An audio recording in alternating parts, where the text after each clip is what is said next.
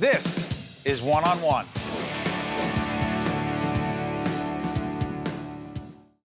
It wasn't about standing still and becoming safe.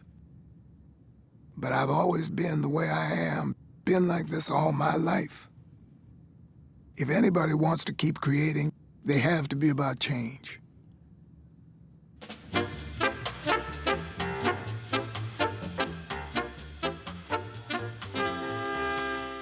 It's all about Miles Davis. And this is Stanley Nelson, the director of an incredibly interesting film. Miles Davis, Birth of the Cool, an award-winning, he is in fact award-winning documentary filmmaker. Good to see you, Stanley.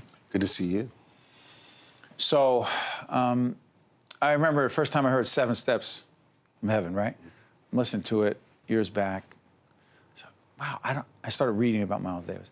Why is he such an incredibly complicated, fascinating person to make a film about? I think besides Miles being someone who spanned, so many years of jazz, I mean, Miles comes to New York in 1944 and starts playing with Charlie Parker. He ends up in the 80s with playing fusion, with Keith Jarrett and Chick Corea and Wayne Shorter and all those people come through Miles. So Miles ran through so many eras at such a high degree of excellence. As Miles says, he changed jazz, 5 or 6 times. There's nobody like Miles in terms of just musicianship and what he gave to jazz and what he gave to music. No, nobody.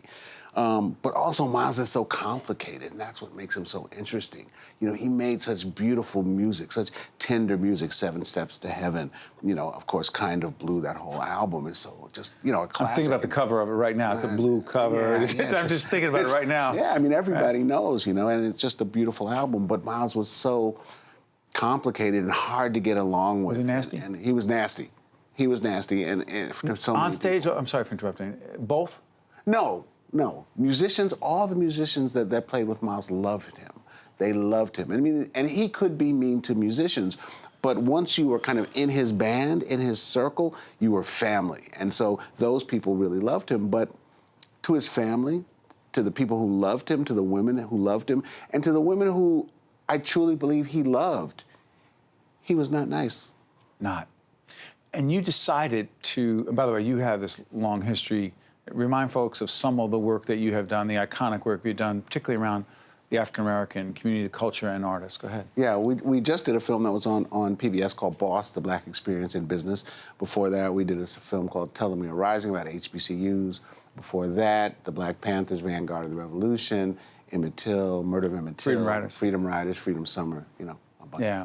So go back, Miles Davis. When most people hear about Miles Davis, who even know who he is, they say, oh, yeah, that's the guy that turned his back on the audience. Yeah. But that represented something much deeper than just some thing he did. Right.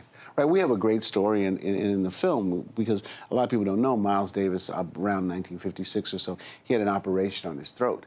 And the doctor told Miles, you can't talk for 10 days. After a few days, Miles got mad at somebody, started screaming and yelling at him and cursing him out. And he then got this voice that was like that. And it stayed like that for the rest of his life. And this woman who was there right after it happened said that, Miles came on stage, he starts to play, he starts to talk, he starts to introduce the song, and the audience starts to laugh. And he looked at them, he looked really funny. He had this look on his face, and he just walked off stage and left. So that's one story. There's other stories that Miles tells about, that I'm communicating with the band. When I turn my back, I'm communicating with the band. As he said, Leonard Bernstein doesn't face the audience. That's right. And conduct. Leonard Bernstein faces the band, and I am, that's what I'm doing. Was he angry? Sorry for interrupting. Was he angry at his audience sometimes? No, I don't think he was angry at his audience. I think that Miles came out, and we say all this in the film. Miles comes out in 1944. He comes to New York at the beginning of from East St. Louis, and I should say that Miles comes from East St. Louis. Describe that.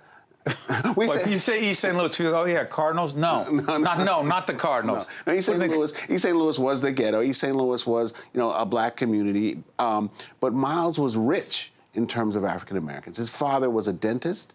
As someone says, his family at one point was the second richest black family in Illinois. Upper middle class? They were beyond upper middle class. His father was a dentist. Miles they had a farm outside of town with horses. Miles grew up riding horses. You know, that's who Miles was. But he couldn't get away from the racism, the segregation, the discrimination that was part of the life for a black man in East St. Louis. And so Miles, you know, starts out with this chip on his shoulder.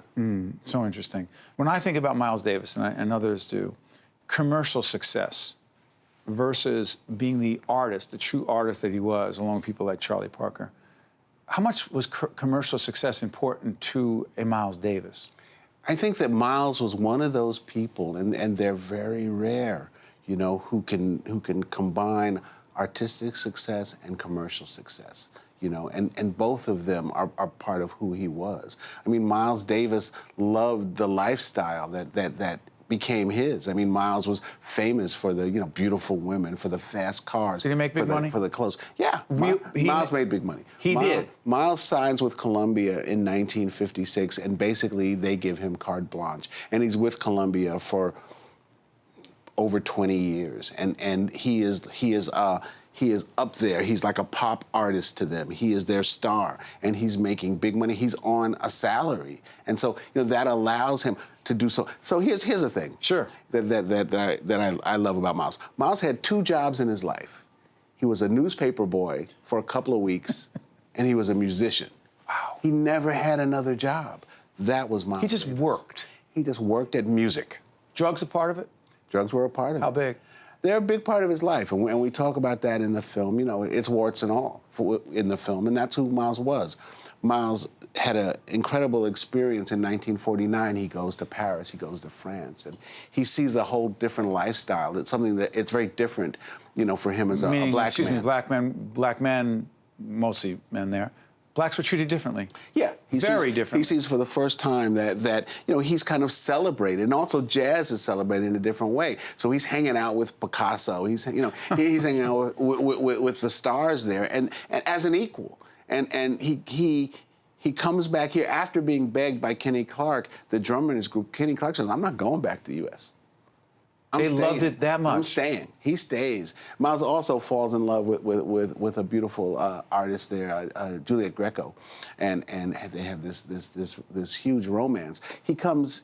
She begs him to stay, and he doesn't. He comes back to the States and spirals into a depression and starts using heroin, and has a few years where he is just totally wiped out on heroin. You know, I'm hoping that our audience can appreciate and understand the importance of Miles Davis, and that's why this film is so important. By the way, tonight, as we do this program, but it'll be seen after, at the Montclair Film Festival, you are going to be at the Wellmont Theater. You're doing a Q&A right after you show the film. But can I do this? Firelight Media and Documentary Lab, put that in context, because it's an important part of the conversation. Thank you.